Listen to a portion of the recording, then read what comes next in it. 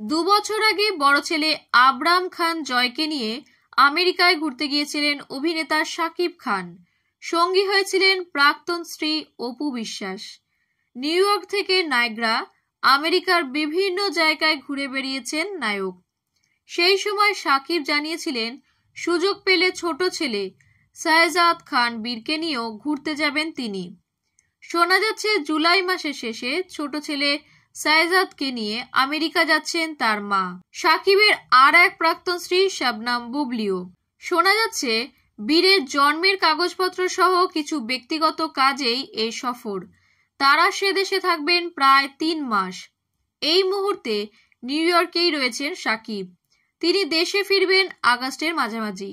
ফলে দিন 15 মতো বাবা ছেলে একসঙ্গে সময় কাটানোর সুযোগ পাবে। বেশ কিছুদিন আগে নায়ক বলেছিলেন, বাবা হিসেবে আমি সব সময় চাই আমার সন্তানদের কাছে রাখতে। জয় গিয়েছে, তাকে একটা সুন্দর মুহূর্ত উপহার দেওয়ার চেষ্টা করেছি।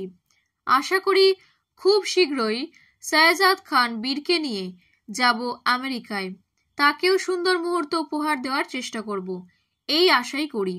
নায়কের মুখে এই উত্তর পাওয়ার পর থেকেই জল্পনা শুরু।